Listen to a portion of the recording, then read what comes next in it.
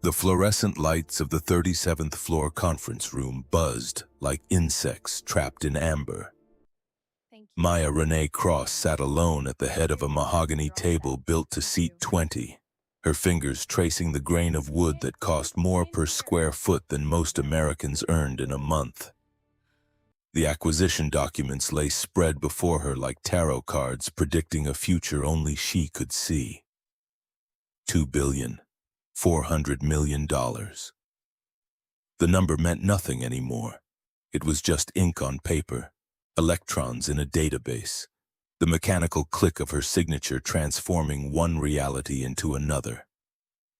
The lawyer, a pale man named Henderson, no relation to the teacher she'd meet 18 hours later, slid the final page across the polished surface.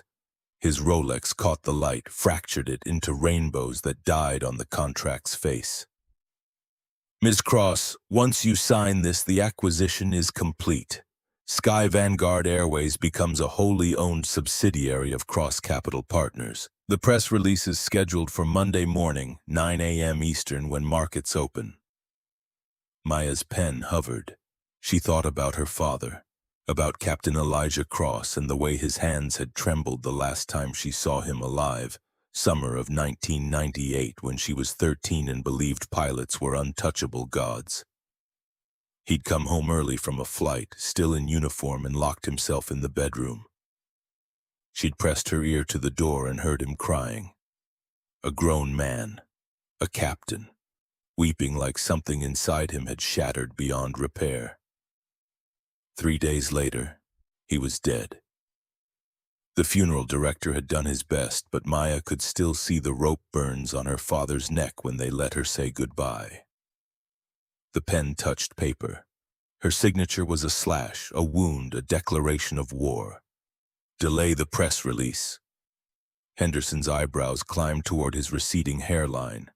Ma'am, the SEC requires... I'm aware of what the SEC requires. Delay at 72 hours. I want to audit operations first, personally. That's highly irregular. The stock is mine now. All 78% of voting shares. I can set it on fire if I want. Delay the announcement. Henderson closed his folder, defeated. The meeting dissolved. Maya stayed in her chair, watching Manhattan's lights through floor-to-ceiling windows. Somewhere below, in those rivers of traffic and humanity, people were living their small, safe lives. They would board planes tomorrow, trust strangers with their lives, never knowing the rot that festered in the cockpit. Her phone vibrated. A text from her assistant. Car is ready, JFK in 90 minutes, flight 902 confirmed. Maya stood, grabbed her bag, an $8,000 Hermes backpack so worn it looked like a college student's cast-off, and walked toward the elevator. She caught her reflection in the chrome doors. 40 years old, 5'9", skin the color of Tennessee whiskey, hair twisted into natural coils she'd stopped straightening after her father died. She wore a Loro Piana cashmere hoodie that cost $850, but looked like something from a clearance rack, and Brunello Cucinelli sneakers that had seen enough Manhattan sidewalks to pass for discount store throwaways. Perfect. The elevator descended. Maya closed her eyes and let gravity pull her toward the reckoning. JFK Airport's Terminal 1 smelled like burnt coffee and broken promises. Maya arrived at 6:30 Sunday morning, when the building was half empty, populated mostly by red-eye refugees and ambitious travelers chasing European business hours. She moved through the automatic doors carrying only the backpack and a boarding pass she'd printed at home. The e-ticket code glowed on her phone screen. 1A, Diamond Suite. Gate B7 sat at the end of a long corridor lined with advertisements for watches nobody could afford, and vacations nobody had time to take. The gate agent behind the counter was a woman in her mid-40s, blonde hair pulled into a bob so tight it looked painful, pearl earrings that screamed middle management. Her name tag read Diane Pemberton. Maya approached, handed over her boarding pass, Diane scanned it. Her expression shifted. A microaggression so small it would be invisible to anyone who hadn't spent a lifetime cataloging them. Her smile went from professional to suspicious in the space between heartbeats. "Ma'am, this shows Diamond Suite, Seat 1A. Are you sure this is your ticket?" The emphasis on sure was a knife wrapped in velvet. "Yes, I booked it yesterday." Diane's fingers danced across her keyboard, each keystroke an accusation. "Last-minute bookings that expensive usually come through corporate travel departments. Can I see the credit card you used to purchase this?" Maya produced her American Express Centurion card. Black titanium, no name visible on the front, just the embossed silhouette of a Roman soldier. Diane held it up to the light as if checking for counterfeiting, then swiped it through a reader that beeped green. Still not satisfied, Diane picked up her desk phone and turned slightly away. But her stage whisper carried across the empty gate area like a shout in a cathedral. "Brad, I need a supervisor at B7. We might have a fraud situation." Maya said nothing. She'd learned long ago that silence was a weapon, that the space where a defensive response should be often revealed more about the accuser than any argument could.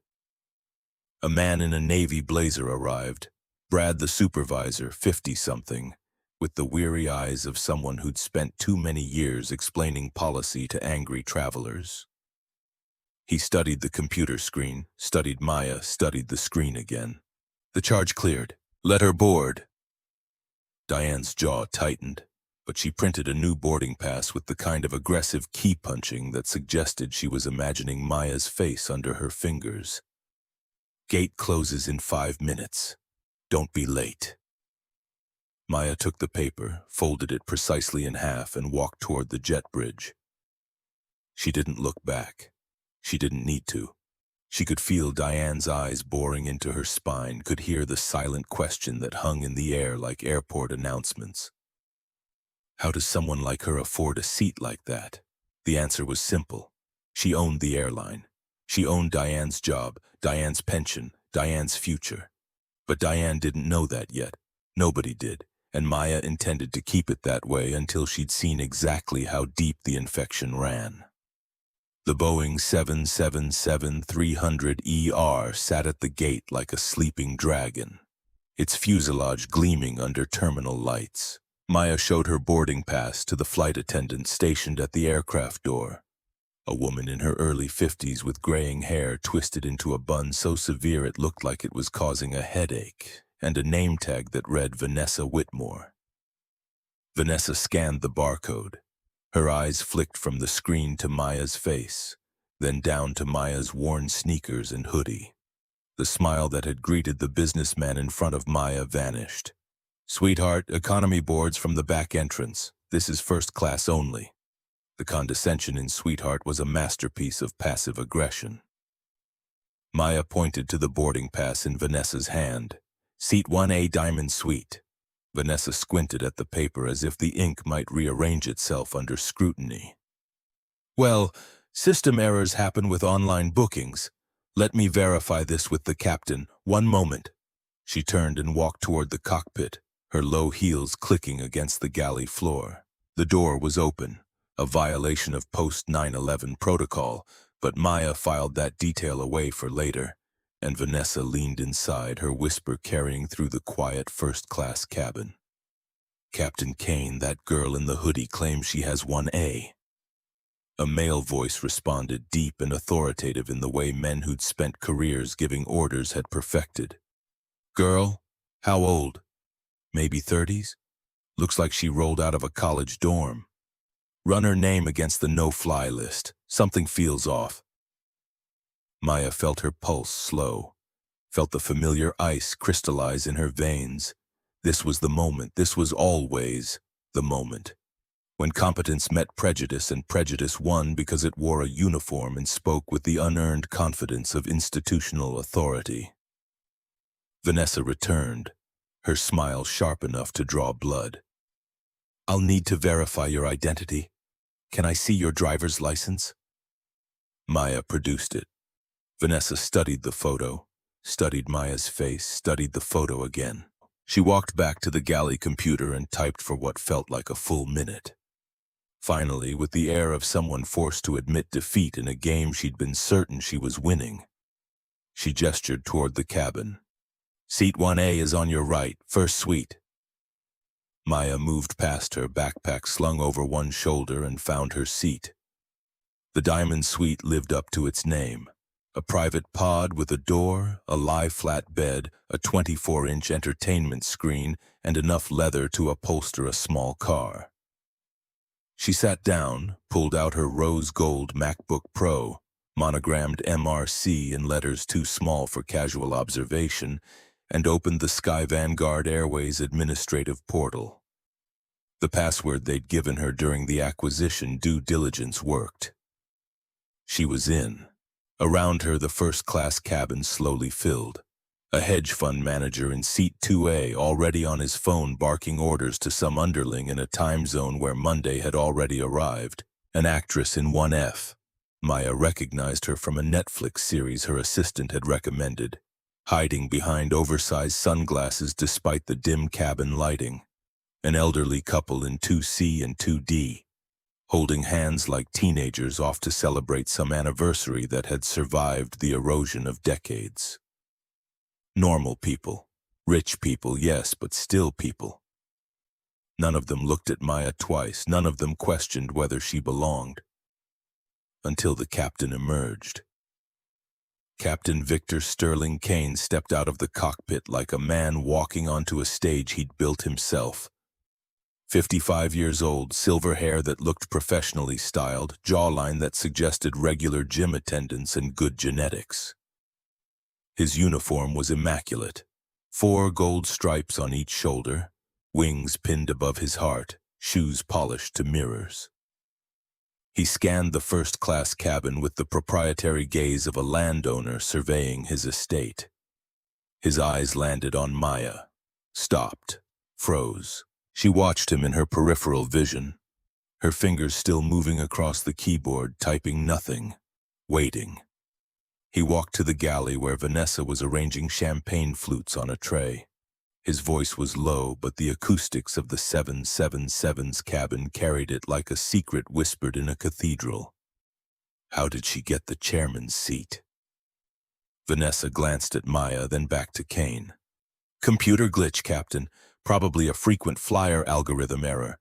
You know how the system sometimes auto-upgrades based on, she doesn't look like our usual diamond clientele." There it was. The original sin.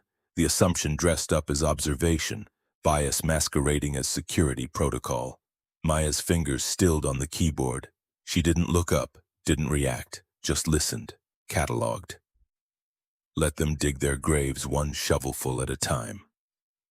Kane approached her pod.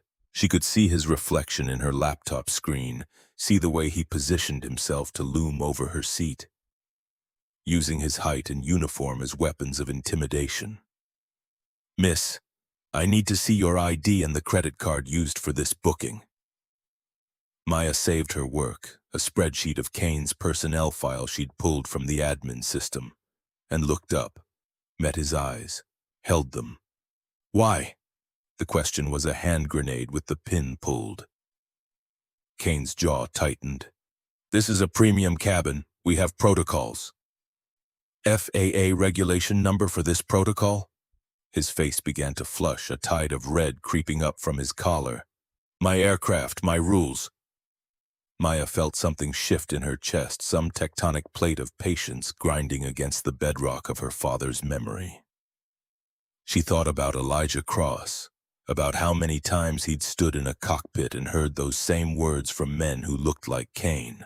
My aircraft, my rules, as if the laws of physics and federal aviation regulations bent to personal authority. She reached into her pocket and pulled out her phone, navigating to her messages with deliberate slowness.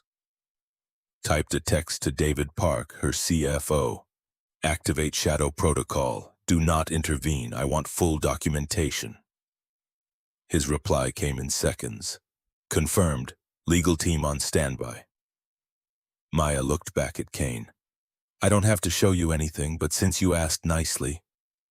She produced her driver's license and the Centurion card. Kane examined them with the skepticism of a border guard in a war zone. He turned the license over, held it up to the overhead light, bent it slightly to check the hologram. The credit card got similar treatment. Finally, he handed them back. "Ma'am, this seat is reserved for a VIP passenger. Senator Hartwell's son is currently on standby for first class, and we have a responsibility to our most valued customers. I paid $18,400 for this ticket 16 hours ago. I have my boarding pass. I have my ID. I'm not moving." The cabin went quiet. The hedge fund manager lowered his Wall Street Journal. The actress removed her sunglasses and pulled out her phone, sensing drama with the instinct of someone who'd made a career performing it. Kane's voice dropped to a whisper that somehow carried more menace than a shout. "You have 60 seconds to voluntarily relocate to seat 42B in economy class, or I will call Port Authority Police and have you removed from this aircraft." Maya looked at him, really looked, saw the entitlement carved into every line of his face, the certainty that his authority was absolute and unquestionable. Saw her father in the shadows behind him, a ghost still waiting for justice. She stood. Not in surrender, but in strategic retreat.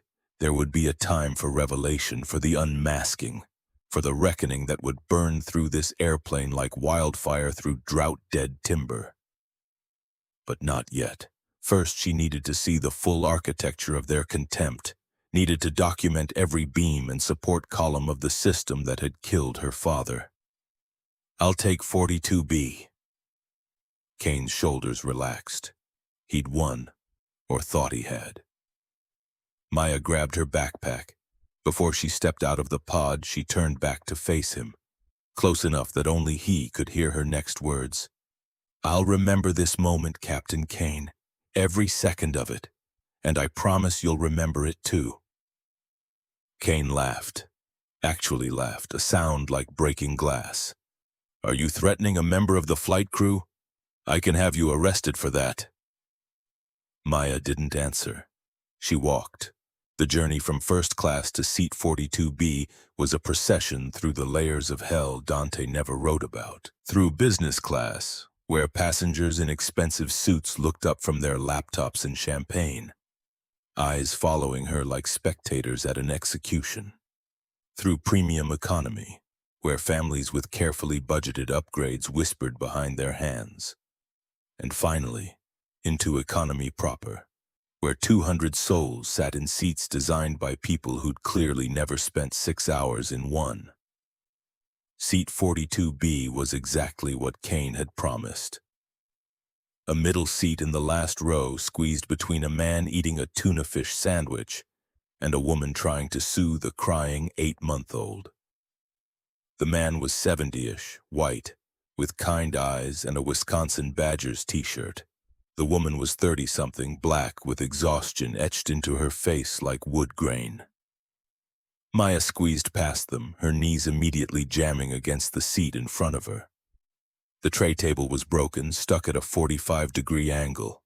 The seat cushion had a mysterious stain shaped like South America. The overhead air vent was stuck closed, and the temperature in the rear cabin hovered somewhere around 84 degrees. The man with the sandwich looked over. "You okay, miss? Saw you come from up front. That's a long walk." His name, she'd learn later, was Thomas Henderson, retired middle school history teacher, widowed, flying to London to visit his daughter who'd married a Brit and given him 3 grandchildren he saw twice a year if he was lucky. Maya managed to smile. "Better view back here. You see who's really running things?" Henderson chuckled. "That's one way to look at it. You want half this sandwich? I think they forgot to load the meal service. Been sitting here 30 minutes and nobody's even offered water." The gesture, this stranger offering to share his meager food with someone he'd never met, hit Maya harder than Kane's contempt had. This was the airline's real clientele, not the champagne-swilling hedge fund managers in 2A, not the Instagram influencers in first class. These people, The ones who saved for months to afford a ticket, who packed sandwiches because they couldn't afford airport food, who sat in cramped seats and broken air conditioning and still had the grace to share what little they had. No thank you, Mr. Henderson, but I promise you the meal service is going to improve very soon. Henderson raised his eyebrows but didn't press. The woman with the baby glanced over, offered a tired smile. I'm Aisha. Sorry if Malachi keeps you up. He hates flying. Maya, and don't worry about it. Babies cry. It's what they do. The cabin door closed with the pressurized hiss of a tomb ceiling. Maya pulled out her laptop again, connected to the onboard Wi-Fi. $29 for 6 hours, she noted with disgust, and logged back into the Sky Vanguard administrative system. She had work to do. Captain Victor Sterling Kane's personnel file was a masterpiece of institutional protection. 28 years with Sky Vanguard Airways. $920,000 in total annual compensation. Base salary, per diem, stock options, pension contributions. FAA type ratings in Boeing 737, 757, 767, and 777. 0 failed check rides, 0 incidents. A perfect record, until you looked closer. Maya scrolled through the HR notes, the complaints section that should have been a red flag forest, but instead read like a whitewash manual. 17 separate complaints filed against Kane over the past decade. Sexual harassment from 3 female flight attendants. Racial discrimination from 2 pilots of color. Hostile work environment from 6 gate agents and ground crew. Every single complaint had been dismissed. The language varied. Personality conflict, misunderstanding, insufficient evidence, matter resolved privately. But the pattern was unmistakable. Kane was untouchable, protected by seniority, by his union, by a management structure that valued the illusion of harmony over the reality of justice. Maya found an email thread from April 2024, buried in a folder marked Leadership Development. Kane had written to the chief pilot complaining about the airline's new diversity hiring initiative.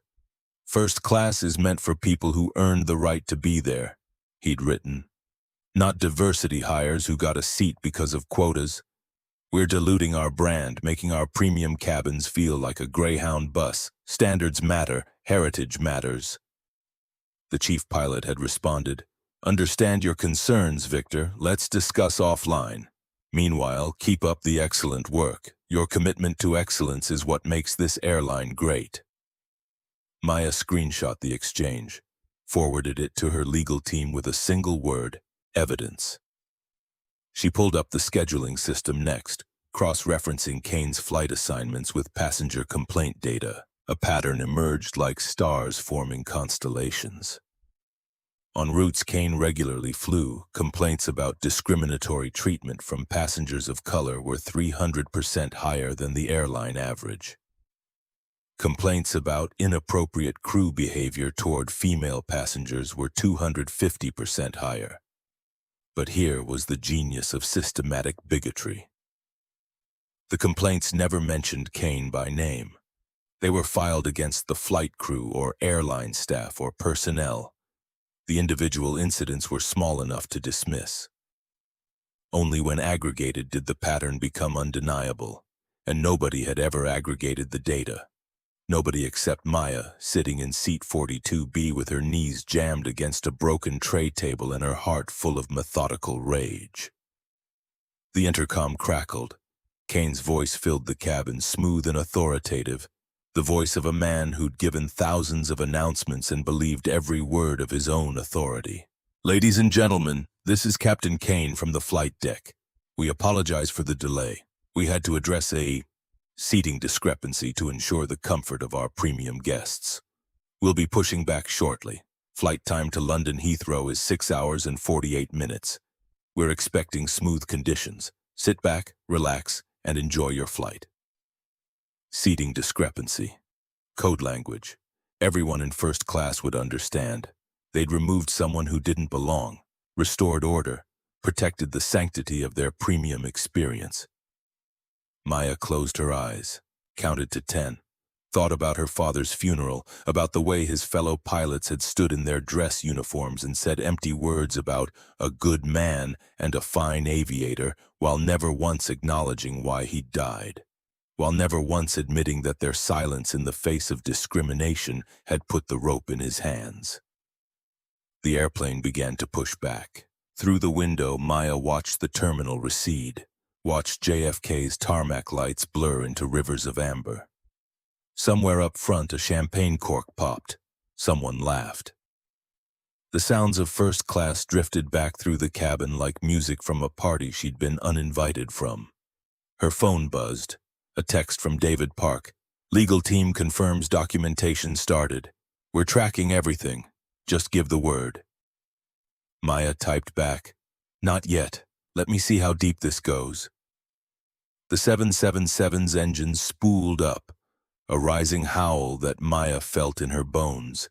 The airplane accelerated down runway 31L, the physics of flight overcoming the physics of prejudice, lifting 250 tons of metal and humanity into the air through principles that didn't care about the color of anyone's skin or the contents of their bank account.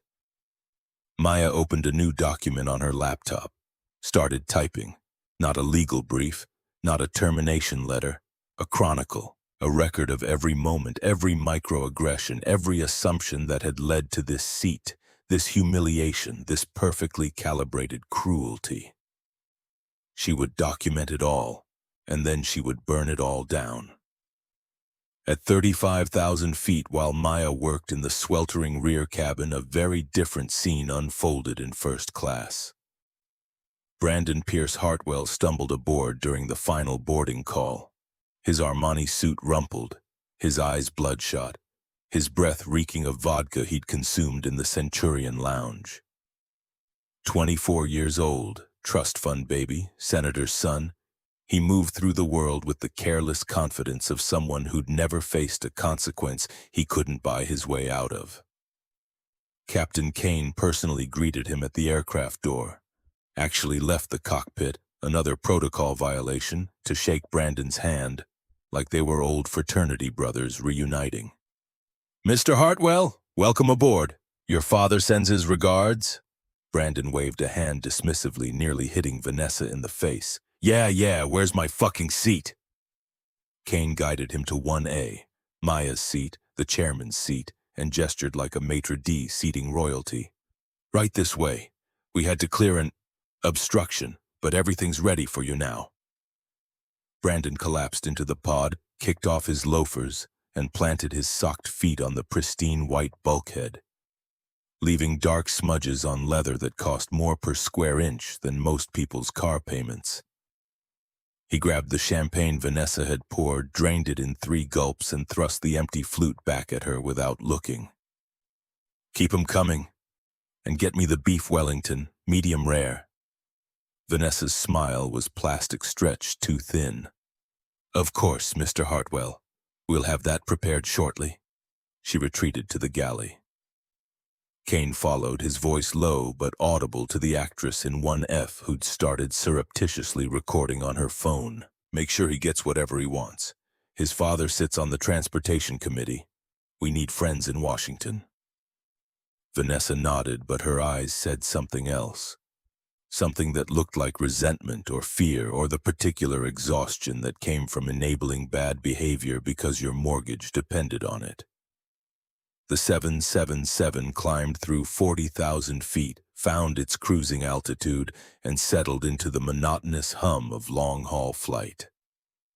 In economy, Maya continued her excavation of Sky Vanguard's institutional rot. In first class, Brandon Hartwell consumed his 4th glass of Dom Perignon and began the descent from drunk to belligerent that would change everything. But that was still 90 minutes away. For now, Maya worked in silence, her fingers dancing across the keyboard, building the case that would end careers, destroy reputations, and transform an entire industry. She thought about her father, about justice delayed, about karma that arrived not by accident, but by careful, deliberate, methodical design. Outside the window, the Atlantic Ocean stretched endlessly below, dark and cold and deep enough to swallow all the world's secrets. But this secret, this reckoning, would not be swallowed, would not be silenced, would not be dismissed as a personality conflict or misunderstanding or matter resolved privately. This secret had teeth, and Maya was about to let it feed. 2 hours into the flight, the temperature in the rear cabin had climbed to 87 degrees. Maya's hoodie clung to her skin, damp with sweat that had nothing to do with fear and everything to do with an air conditioning system the airline had clearly neglected in favor of maintaining the Arctic chill up front where paying customers, real paying customers in management's eyes, expected Arctic luxury. She'd compiled 43 pages of documentation, personnel files, email threads, complaint histories, financial records showing how Sky Vanguard systematically allocated maintenance budgets to favor premium cabins while letting economy infrastructure decay. The picture was comprehensive, damning, and about to get worse. Thomas Henderson had fallen asleep, his head lolling against the window, mouth open, the tuna sandwich wrapper crumpled in his lap. Aisha struggled with Malachi, trying to breastfeed while maintaining some semblance of privacy in a space designed by people who'd apparently never considered that mothers might need to feed their children. Maya offered her hoodie as a privacy screen. Aisha took it with grateful eyes. "Thank you. Most people just glare like it's my fault he's hungry. Most people are idiots." Aisha laughed, a sound that seemed impossible given the circumstances. "You headed to London for work?" Maya considered the question. "Something like that. Restructuring project. Sounds important." "It will be." The intercom crackled. Not Kane's voice this time, but the first officer, a man Maya's research identified as Isaiah Morehouse, 32 years old, former Navy pilot, black, with a personnel file that showed competence rewarded with indifference and talent systematically overlooked for promotion. "Ladies and gentlemen, we're experiencing some light turbulence. Please return to your seats and fasten your seatbelts." The airplane shuddered, a subtle vibration that sent ripples through the cabin like a stone dropped in still water. Maya's laptop screen flickered. She saved her work compulsively, backed it up to 3 separate cloud servers, and sent encrypted copies to David Park with a message. "If anything happens to me, publish everything." His response was immediate. "Nothing's going to happen." But copies secured. The turbulence intensified, not dangerous. Maya had enough experience to know the difference between uncomfortable and unsafe, but enough to make passengers grip armrests and exchange nervous glances. The seatbelt sign dinged on. Flight attendants hurried through the aisles, checking compliance, their faces wearing the carefully neutral expressions of people who'd trained to project calm while privately calculating emergency procedures. Up front, in the insulated luxury of first class, Brandon Hartwell was on his 4th glass of champagne and descending into the particular ugliness that alcohol revealed in people who'd spent their lives having their worst impulses enabled. Maya couldn't see him from 42B, but she could hear the commotion filtering back through the cabin, could feel the tension radiating from the flight attendants who kept getting summoned forward. Chloe Reyes Martinez, the young purser Maya had noted during boarding, rushed past row 42 carrying a tray. Her uniform was pristine, but her hands trembled slightly, the champagne flutes clinking against each other with each step.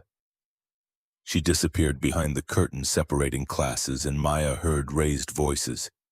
"I said medium rare. Does this look fucking medium rare to you?" Brandon's voice, slurred and aggressive, carried through the cabin like a smoke alarm nobody could silence. Chloe's response was quieter, professional, strained. "Sir, I apologize. The galley ovens are difficult to control at altitude. I can have the chef prepare another." "I don't want another. I want this one cooked right. What kind of shit airline is this?"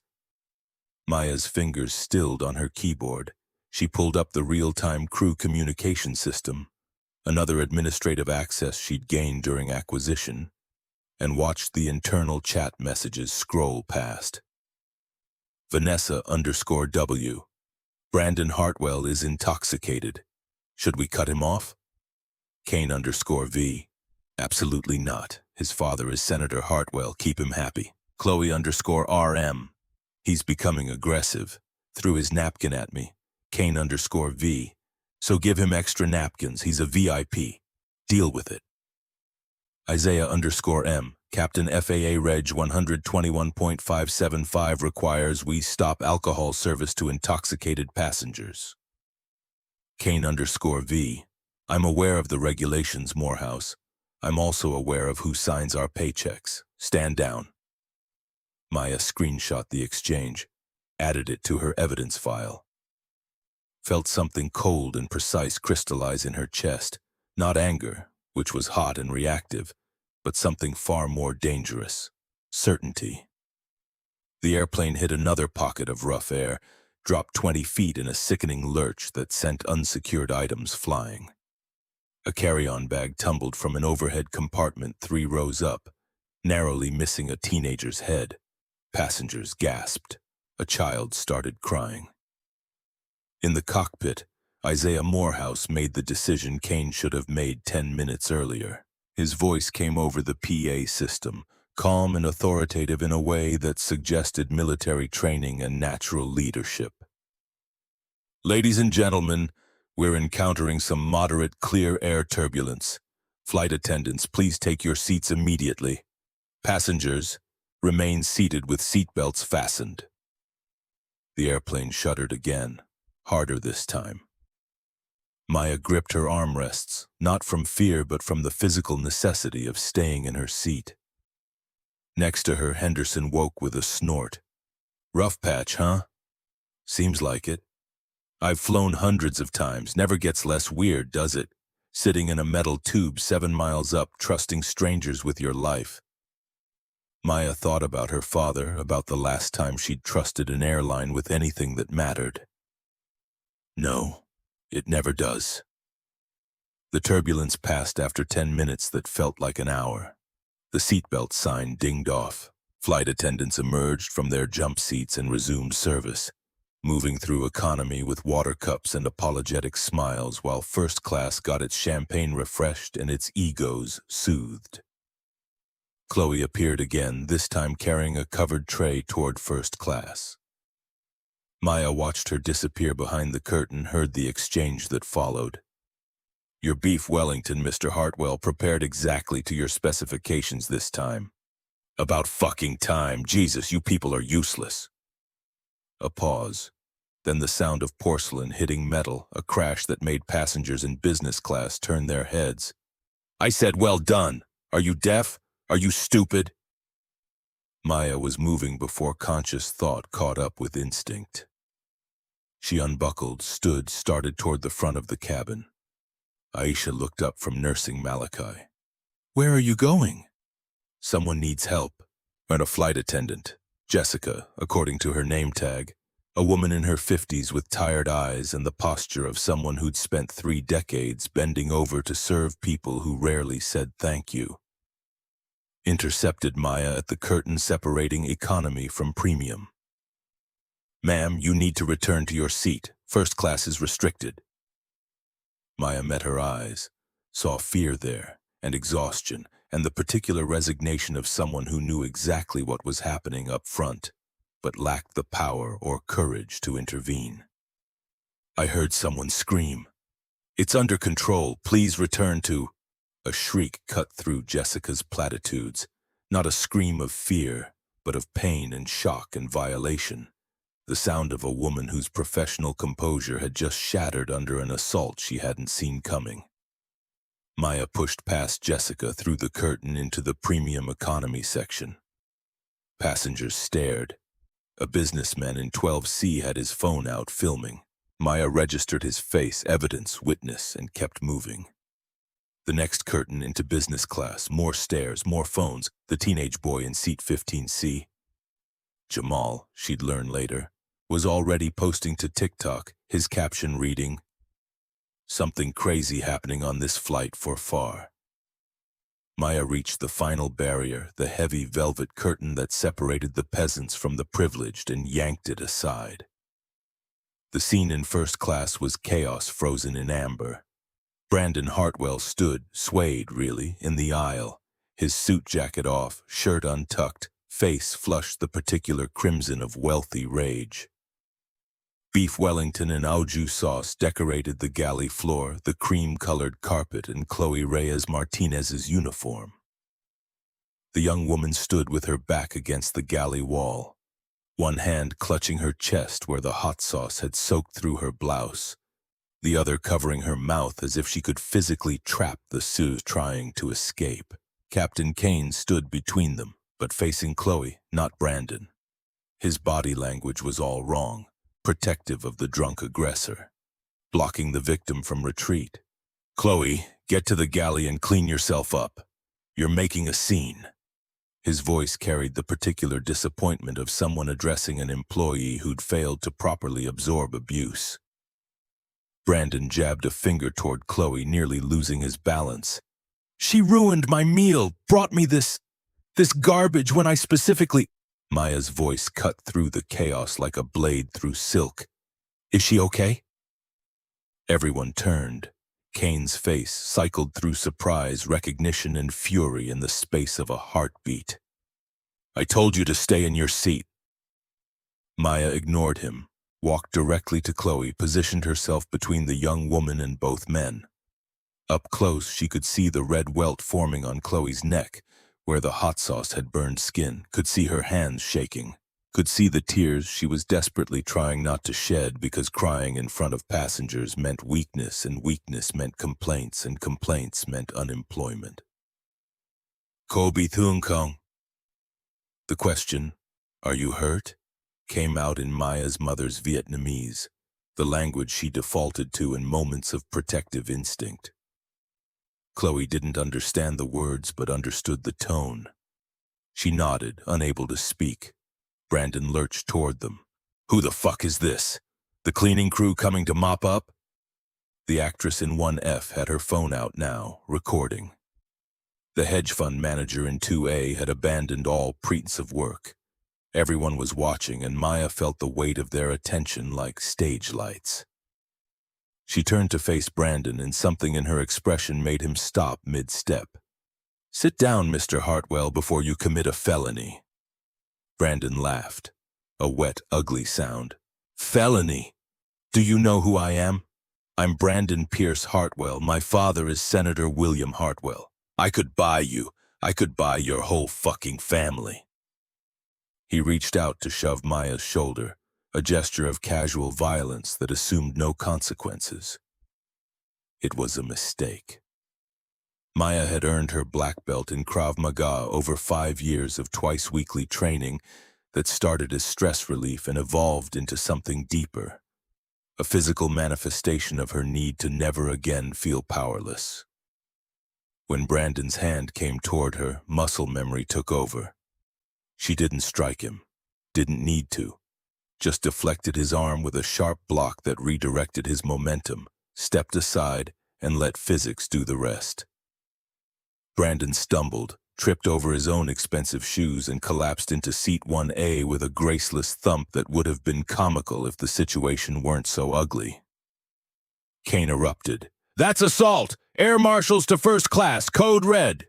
His hand went to the intercom panel, jabbed the emergency call button 3 times in rapid succession. Somewhere in the cabin, 2 federal air marshals who'd been sitting quietly in economy received the alert and started forward. Maya stood perfectly still, hands visible, posture non-threatening. She'd done nothing wrong. Technically, legally, she'd defended herself against an assault. But she knew how this would look, knew how this would play. A black woman in a hoodie versus a drunk white senator's son in first class. The optics were a weapon Kane would wield without hesitation. The air marshals arrived within 30 seconds. Dominic Castellano, 45, ex-NYPD, stocky build, The kind of cop who'd probably been good at his job before cynicism and institutional bias had calcified into his bones. Brett Hargrove, 38, ex-Marine, tall, buzz-cut, the rigid posture of someone who'd spent a career following orders and had long since stopped questioning whether those orders were just. Kane pointed at Maya like a prosecutor identifying the accused. "She assaulted Mr. Hartwell! Restrain her immediately." Castellano's hand went to the zip ties on his belt. "Ma'am, hands where I can see them." Maya raised her hands slowly, palms out, fingers spread. "I didn't touch him. He fell. I'll return to my seat voluntarily." Hargrove moved behind her, voice flat and brooking no argument. "Turn around, hands behind your back. This is unnecessary. I'm complying. Now!" The word was a hammer. Maya turned, felt Hargrove's hands grab her wrists, pull them together with more force than was needed, the professional restraint technique that existed in the space between proper procedure and excessive force. The zip tie cinched down, plastic teeth biting into skin. "Too tight. You're cutting off circulation." Hargrove's response was tired, scripted, the words of a man who'd said them 1,000 times and stopped hearing their meaning. "You should have thought about that before you assaulted a passenger." Pain bloomed in Maya's wrists, sharp and immediate. The plastic cut into skin, compressed blood vessels, sent her fingers tingling into numbness. She'd studied the mechanics of zip-tie restraints, knew they were designed for temporary detention, knew that prolonged application could cause nerve damage, knew that Hargrove knew this too and didn't care. Castellano pushed down on her shoulders. "Sit." Maya's knees buckled, more from the sudden pressure than voluntary compliance. Her kneecap cracked against the armrest of seat 2A, fiberglass and metal meeting bone with a sound that made the hedge fund manager wince. White-hot pain exploded through her leg. She tasted copper, realized she'd bitten her tongue on impact. Blood dripped onto the beige carpet, perfect crimson drops that would stain and bear witness. The hedge fund manager found his voice, tentative but present. "Jesus Christ, is that necessary?" Castellano's response was sharp. "Sir, stay out of this." They hauled Maya upright, each marshal gripping an arm, and began the long walk toward the rear of the plane.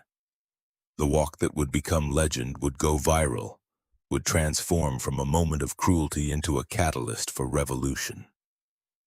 First class was a gauntlet of stairs. The actress filmed openly now, tears streaming down her face, her whispered, "Oh my God, oh my God," providing audio commentary to footage that would be viewed 8 million times in the next 48 hours. The elderly couple in 2C clutched each other's hands, looking away as if averting their eyes might absolve them of complicity. Brandon slumped in 1A, drunk enough to have already forgotten the confrontation, scrolling through his phone while a woman bled 15 feet away. Business class was worse. Families pulled their children close, as if violence might be contagious. Fathers who would later claim they'd wanted to intervene but hadn't. Mothers who would tell themselves they'd been protecting their kids by staying slinted. Executives who would rationalize that it wasn't their business, wasn't their responsibility, wasn't their problem. The businessman in seat 8C did stand up, his voice carrying more courage than his body language suggested. "Officers, this seems excessive." Hargrove didn't break stride. "Sit down unless you want to join her." The man sat. Later he would write a letter to the CEO, would post about it on LinkedIn, would position himself as an ally who'd spoken truth to power. But in the moment when it mattered, he sat. Premium economy was the same story repeated with slightly cheaper seats. Witnesses who would remember but hadn't acted. Bystanders who would claim they'd been shocked, horrified, disgusted, but who in the moment had done exactly nothing. The teenager in 15C, Jamal Washington, was different. He filmed with shaking hands, his face reflecting the particular horror of watching someone who looked like his mother being brutalized by people who looked like every cop who'd ever stopped him for driving while black. His caption was simple: pilot having woman dragged bloody. He posted it at 11:47 a.m. Eastern Time. By noon, it had 10,000 views. By the time the plane landed, it would have over 1 million. Economy was where the mask slipped completely. No pretense of decorum, no expensive suits to hide behind. Just 200 people watching a woman bleed and doing nothing because intervening meant risking their own safety. Their own seats on a plane that was already in the air and couldn't turn back. Henderson stood when he saw Maya, his face going pale with recognition and rage. "Officers, please, she didn't do anything." Castellano's voice was a whip crack. "Sir, final warning, sit down." Henderson sat, looked at Maya with eyes that said, "I'm sorry," in the only language available to the powerless. Mouthed the words. Maya saw them, registered them, filed them away in the part of her brain that was still cataloging evidence while the rest of her consciousness focused on managing pain. The blood trail followed them through the cabin. Drops from her split lip, smears from her abraded wrists where the zip tie had cut deep enough to weep. A constellation of evidence that cleaners would scrub from the carpet but that cameras had already immortalized. They reached the rear galley and shoved her onto a crew jump seat. The small fold-down chair hit the backs of her knees, forced her to sit with her hands still bound behind her, shoulders wrenched at an angle that would cause muscle damage if maintained for more than an hour. Hargrove loomed over her. "You move, you talk. I add federal charges, understand?" Maya met his eyes, held them, let him see that she wasn't afraid, wasn't broken, wasn't going to cry or beg or give him the satisfaction of believing his authority was legitimate. She didn't answer. Silence was its own form of resistance. Castellano slammed the galley door. The sound echoed through the cabin like a coffin closing. Maya was alone in a space barely larger than a closet, hands numb, knee throbbing, lip bleeding, and absolutely, perfectly, completely in control. She took inventory. Wrists, zip tie embedded approximately 2 millimeters into skin, blood flow restricted but not completely cut off. Nerve damage possible but not certain. Knee, probable contusion. Possible hairline fracture, definitely painful but functional. Lip, split but shallow, bleeding already slowing. Overall assessment: she would survive, would heal, would testify. The galley had a small mirror mounted above the sink. Maya caught her reflection. Face streaked with blood, hoodie stained, eyes hard as polished obsidian. She looked like a victim. But victims didn't own airlines. Victims didn't have teams of lawyers on speed dial. Victims didn't have the power to ground an entire fleet with a single phone call. The phone. Her phone was still in her hoodie pocket. Hands bound behind her back, she couldn't reach it. But Chloe could. Maya waited, listened, heard the flight attendants conferring in hushed voices just outside the galley door. Heard Vanessa's voice, brittle with anxiety. "Captain says nobody talks to her, nobody goes in there, she's dangerous." Heard Chloe's response, quieter, shaking. "She helped me. She tried to protect me and they... Oh God, there's so much blood." "Chloe, you can't. You'll lose your job. Kane will make sure of it."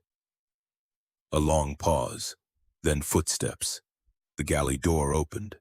Chloe slipped inside, her uniform still stained with eau jus, her eyes red from crying. She looked at Maya and something broke in her expression. Guilt or horror or the dawning realization that she'd been complicit in a system that would sacrifice anyone to protect the comfort of the privileged. "I'm so sorry. I'll get you ice, water, bandages, Maya's voice was calm, almost gentle. "I need you to do something for me. My phone is in my right pocket. I need to make a call." Chloe's eyes widened. "Captain said, if you don't let me make this call, 2,800 Sky Vanguard employees will be unemployed by Wednesday." The specificity of the number, the precision of it, cut through Chloe's fear. What? Please. Chloe hesitated for exactly 3 seconds, then reached into Maya's pocket, pulled out the phone.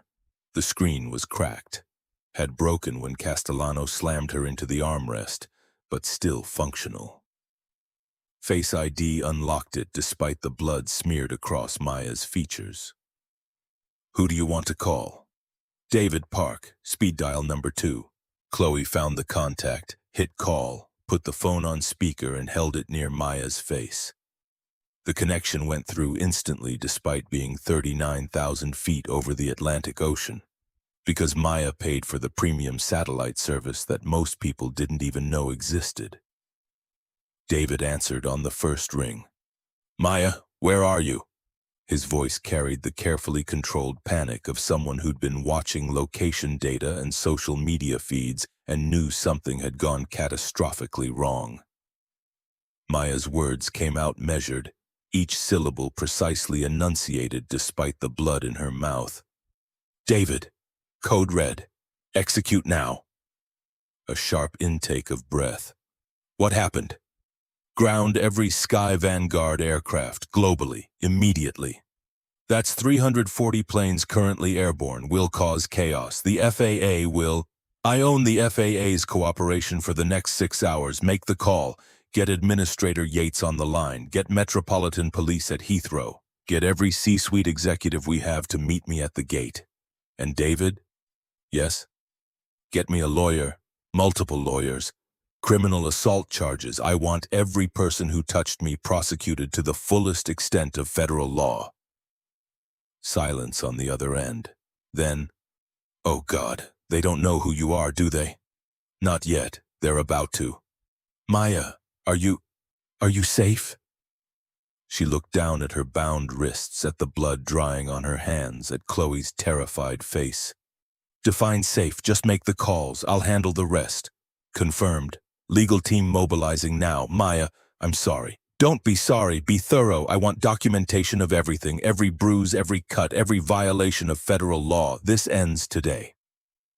She nodded at Chloe, who ended the call and slipped the phone back into Maya's pocket. The young woman's hands were shaking so hard she nearly dropped it. Who are you? Maya's smile was winter sharp. You're about to find out.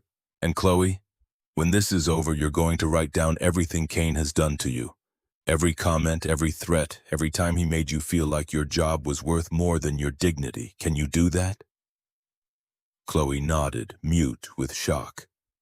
Good. Now get out of here before someone notices you helped me. And Chloe, thank you. The girl fled. Maya was alone again. But the pieces were in motion now. The machinery of justice grinding into gear with the inexorable momentum of avalanche. Somewhere over the Atlantic in Sky Vanguard's operations center in Arlington, Virginia, David Park was placing calls that would reverberate through the aviation industry like seismic shocks. The FAA administrator's personal cell, the chairman's emergency line, the legal team that charged $400 per hour and earned every penny, the public relations firm that specialized in crisis management and corporate transformation. In the cockpit of Flight 902, a radio message crackled through on the emergency frequency. Operations Control, voice tight with barely suppressed panic. Sky Vanguard 902, this is Ops. Immediate return to JFK, Priority Alpha. Isaiah Morehouse, who'd been flying the plane while Kane glad-handed VYPs, keyed the mic. Say again, we're 2 hours from London. All Sky Vanguard flights globally are grounded. FAA order. You are directed to divert to JFK immediately. Captain Kane is relieved of command per owner directive. First Officer Morehouse assumes captain authority. Acknowledge. Isaiah's hand froze on the yoke. Next to him, Kane had gone the color of old paper. Owner directive? What owner? The radio operator's voice carried a note of grim satisfaction.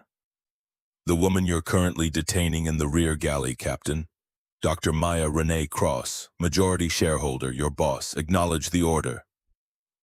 Isaiah looked at Kane, saw understanding dawn on the older pilot's face like sunrise over a battlefield, saw 28 years of assumed authority crumble into dust. Acknowledged. Flight 902 is returning to JFK under First Officer, under Acting Captain Morehouse's command. He initiated the turn, a wide banking arc that would take them back across 2 hours of ocean. In the cabin, passengers felt the change in direction, checked their phones, started to panic. Social media lit up with speculation. Engine failure, bomb threat, medical emergency. Nobody guessed the truth, that the woman bleeding in the rear galley owned every bolt and rivet holding them in the sky. Kane unbuckled, stumbled out of his seat like a man in a trance. Isaiah called after him, "Captain, where are—" "I need to talk to her. I need to explain. I didn't know. I couldn't have known." He staggered through the cockpit door down the aisle, past the first-class passengers who watched him with the detached interest of people watching a man walk toward his own execution. Reached the rear galley, kicked open the door. Maya looked up from the jump seat, wrists still bound, blood dried brown on her chin, and smiled. Kane's voice cracked. "This is your fault, all of this. You should have just told me." "Told you what, Victor? That I deserved basic human dignity? That my ticket was valid? That assaulting a paying customer is a federal crime regardless of what they look like or what they're wearing? You can't ground a fleet. Do you know what this will cost? The FAA will—" "The FAA works for the American people, and I'm about to become the American people's favorite story. The black woman billionaire assaulted on her own airline by a racist captain and his pet thugs. Do you think Administrator Yates wants to be on the wrong side of that headline?" Kane's knees buckled. He grabbed the galley counter for support. "I have a family. I have a mortgage. You have nothing. You had a career, had a reputation, had a pension, past tense, all of it. Gone. Please. I'll apologize. I'll make it right. Just don't—" Maya's voice was ice-given sound. "You're about to find out what making it right actually costs, Captain Kane. And I promise you, the price is more than you can afford." The intercom crackled, Isaiah's voice calm despite circumstances that would rattle most pilots. "Ladies and gentlemen, this is Acting Captain Morehouse. We're returning to New York due to an operational emergency. Please remain seated. We'll be on the ground in approximately 1 hour and 40 minutes. The cabin erupted in confused murmurs. Phones came out, Twitter filled with speculation. But Jamal's TikTok had already been shared 16,000 times, and the truth was spreading faster than the airplane could fly. Maya sat in the galley, hands still bound, body still in pain, and felt something she hadn't felt since her father died. The absolute certainty that justice, delayed for decades, was finally coming home to roost. Outside the window, the sun was rising over an ocean that looked like hammered silver. A new day, a new world, and Victor Sterling Kane's last flight as a captain of anything. JFK Airport materialized through the cockpit windows like a mirage resolving into concrete reality. Isaiah Morehouse had never executed an emergency return in his 12 years of commercial aviation, but his Navy training held firm. He'd flown F-18s off carrier decks in weather that would ground civilian aircraft, had landed on pitching steel in the middle of the Pacific with fuel gauges kissing empty. A 777 with full tanks and clear skies was comparatively a luxury. The tower had cleared every other aircraft from their approach path. Flight 902 descended through empty airspace like a condemned man walking toward the gallows, alone and watched by everyone. "Sky Vanguard 902, you're cleared for immediate landing runway 31L. Emergency vehicles are standing by." Isaiah keyed the mic. "Negative on emergency vehicles. This isn't a mechanical issue. We have a situation." "Copy that, 902. Be advised you have priority clearance. 8 black vehicles and approximately 40 media personnel are visible on the tarmac near your assigned gate." In the jump seat behind Isaiah, Kane sat with his head in his hands, 4 gold stripes on his shoulders suddenly feeling like shackles. He tried to return to the cockpit after his confrontation with Maya, had found himself physically incapable of sitting in the left seat, the captain's chair, his chair for 28 years. Now it felt like furniture in a stranger's house, the landing gear deployed with a mechanical groan that resonated through the airframe. Isaiah guided the Boeing onto final approach with the steady hands of someone who'd decided that whatever happened after touchdown was someone else's problem. His job was to get 300 souls safely to the ground. The rest, the chaos, the reckoning, the transformation, that belonged to forces he couldn't control and wasn't sure he wanted to. The wheels kissed tarmac at exactly 1:17 p.m. Eastern Time. Reverse thrusters roared. The airplane decelerated with physics-perfect precision. Through the windows, passengers could see the reception committee waiting at gate B7, the same gate they'd departed from 5 hours earlier, though those 5 hours had somehow contained enough time for empires to fall. Maya sat in the rear galley with her wrists still bound, though Chloe had secretly loosened the zip tie after getting permission via text from David Park's legal team. The plastic still cut into damaged tissue, but blood flow had returned enough to prevent permanent nerve damage. Her reflection in the galley mirror showed a woman who looked like she'd survived a war, which, in a sense, she had. The intercom crackled one final time. Isaiah's voice carried a note of finality that felt like the last page of a chapter. "Ladies and gentlemen, welcome back to New York. Please remain seated until the aircraft has come to a complete stop and the seatbelt sign is turned off. For those continuing to London, Sky Vanguard will provide hotel accommodations and rebook you on the next available flight. We apologize for the inconvenience." Inconvenience. The word was so catastrophically inadequate it achieved a kind of poetry. The jet bridge connected with a pneumatic hiss. Maya heard footsteps in the tunnel. Multiple people moving with purpose. The aircraft door opened and the first person to board wasn't a passenger agent or mechanic. It was Robert Ashford, chairman of the board, 68 years old, silver hair immaculate despite being roused from his Sunday afternoon at 2 hours' notice. He stepped into first class, saw the blood still staining the carpet, and his face went through a transformation that would have been comical if the circumstances weren't so dire. Recognition, horror, calculation, surrender. The actress in 1F was still filming. Her Instagram story had already been viewed by 400,000 people. Robert walked past the premium passengers without acknowledging them, navigated through business class where executives pretended to look at their phones while watching his every move, and finally reached the galley where Maya sat with her hands behind her back and dried blood on her face. He looked at her, at the zip tie, at the bruises already forming on her wrists, at the split lip and the way she held her left leg at an angle that suggested significant knee damage. Then Robert Ashford, chairman of a multi-billion-dollar corporation, member of 3 country clubs and 2 boards of directors, a man who played golf with senators and had a wing of a children's hospital named after him, dropped to his knees on the galley floor. "Miss Cross, I am so deeply..." Maya's hand came up, still bound at the wrist, silencing him with a gesture. "Not now, Robert. We'll discuss your resignation later. Right now, I need you to step aside."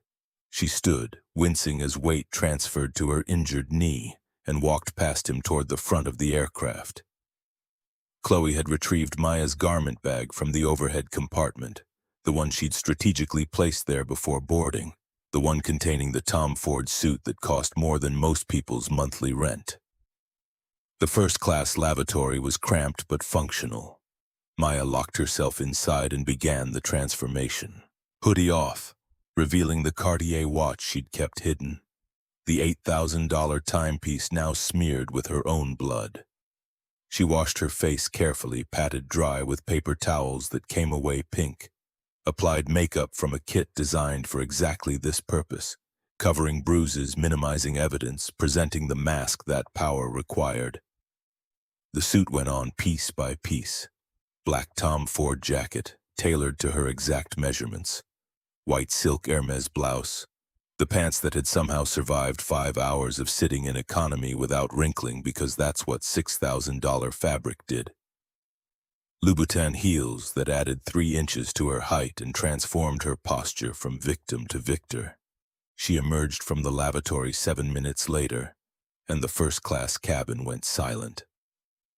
This was not the woman in the hoodie they'd watched being dragged through the aisle. This was not the bleeding victim zip-tied in the galley. This was a CEO. This was power made flesh. This was every nightmare that entitled mediocrity had about competence and consequence showing up dressed for war. Kane stood near the cockpit door, still in his uniform but somehow diminished, as if the 4 stripes on his shoulders had lost their gravitational pull. He stared at Maya with the expression of a man watching his own execution, and finally understanding that the condemned was him.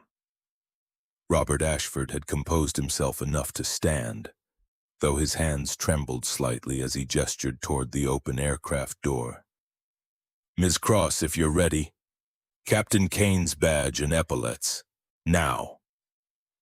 The words cut through the cabin like a pronouncement from a judge, who'd already written the sentence. Kane's mouth opened, closed, opened again. "You can't.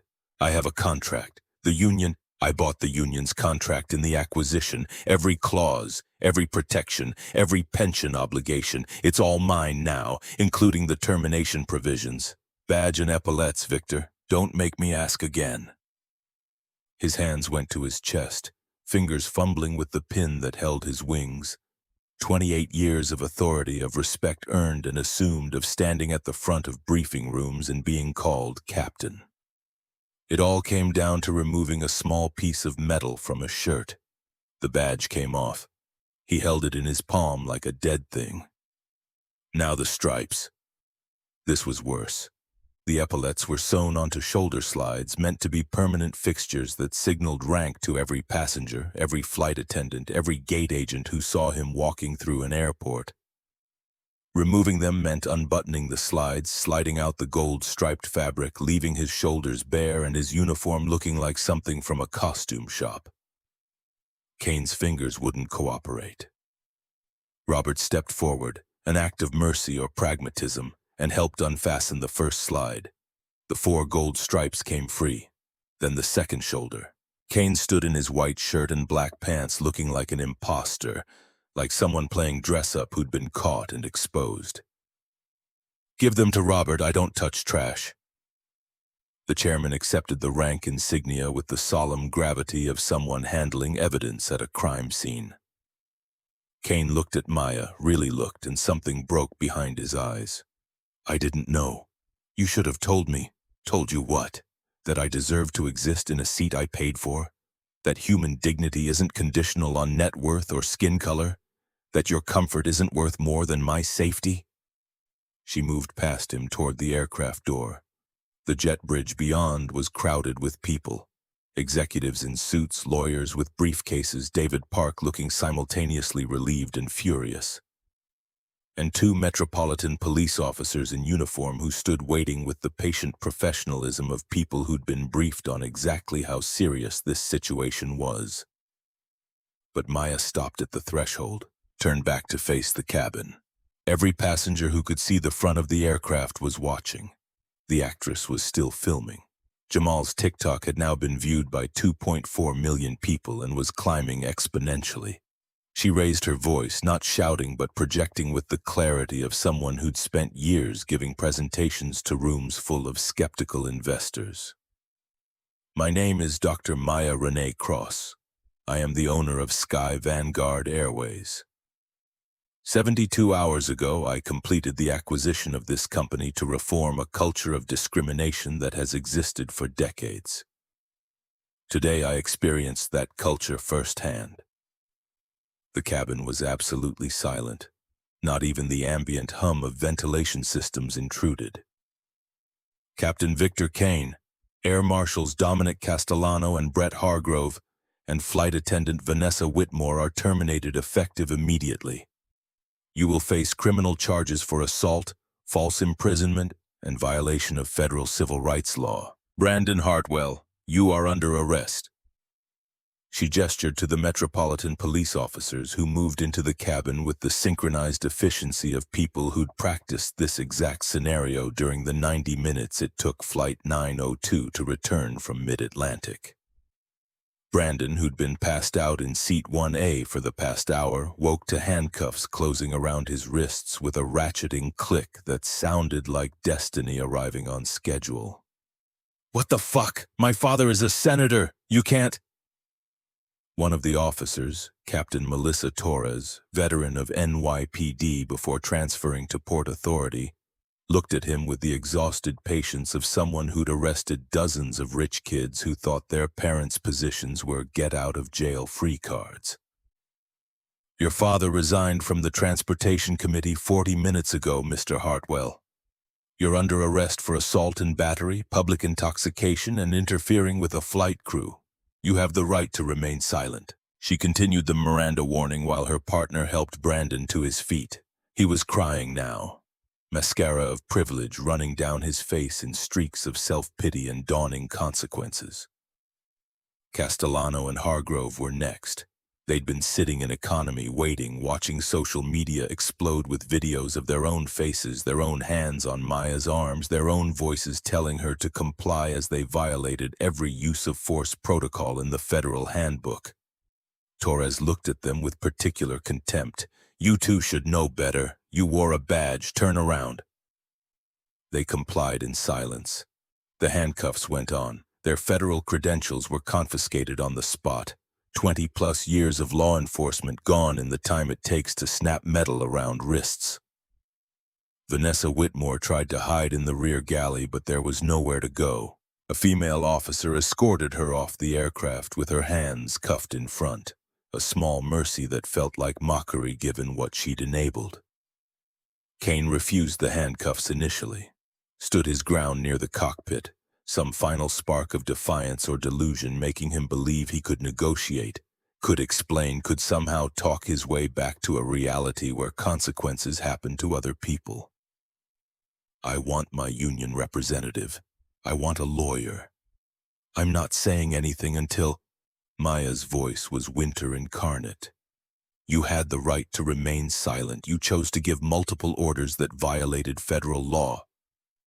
Every word you said was recorded by the cockpit voice recorder, which my legal team is currently securing as evidence. You can invoke your rights now. They won't help you." Torres moved toward him. Kane finally understood that the walls were closing in, and there was no escape hatch. He put his hands behind his back. The perp walk was a masterpiece of public humiliation. 5 people in handcuffs escorted down the jet bridge while 40 media cameras flashed like lightning, while reporters shouted questions that would never be answered, while the internet watched in real time and passed judgment with the swift brutality of a crowd that had been waiting for exactly this kind of justice.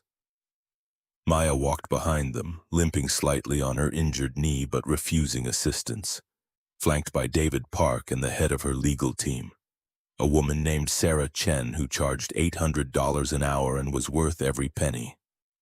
The terminal had been partially cleared, but passengers from other flights lined the windows, pressing against glass to watch. Airport employees had abandoned their posts. TSA agents stood silent, bearing witness.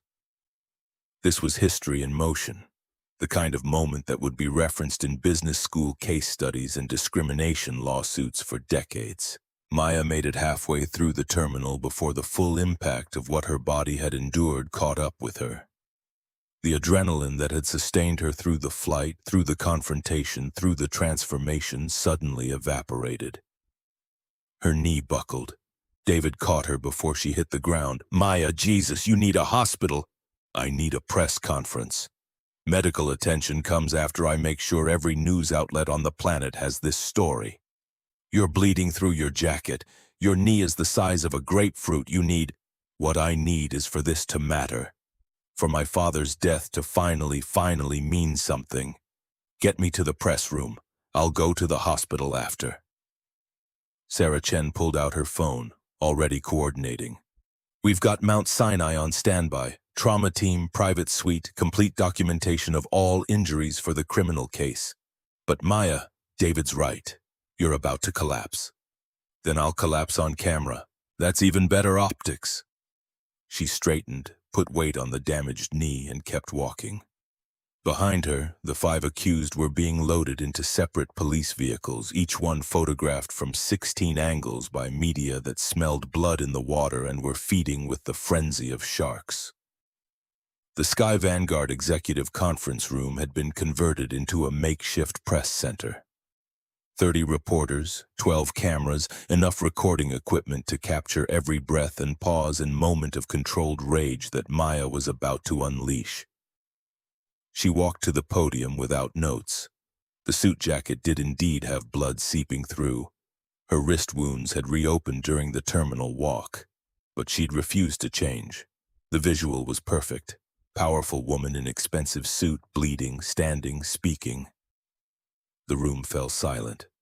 My name is Dr. Maya Renee Cross. 3 days ago, I purchased Sky Vanguard Airways for $2.4 billion.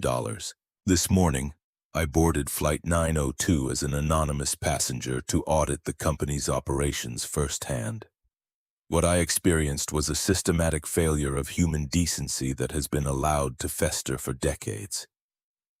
She detailed everything: the microaggressions at check-in, Kane's assumptions, the forced relocation, Brandon's assault on Chloe, her own intervention, the excessive force, the blood trail, the humiliation. This is not an isolated incident. In the past 8 years, 73 passengers of color have been forcibly removed from first-class seats they legitimately purchased. 41 of those removals involved physical force. 19 resulted in arrests that were later dismissed because the passengers had done nothing wrong. Every single complaint was dismissed by management as a misunderstanding or personality conflict. A reporter from the Washington Post raised her hand. Maya nodded. Ms. Cross, what happens now? Now we rebuild. Every executive who enabled this culture will be terminated. Every policy that allowed discrimination will be rewritten. Every victim who was silenced will be compensated. And every person who assaulted me on that airplane will face the full weight of federal criminal prosecution. What about the financial impact? Your stock has fallen 40% since this news broke. Maya's smile was sharp enough to draw blood. Good. Let it fall.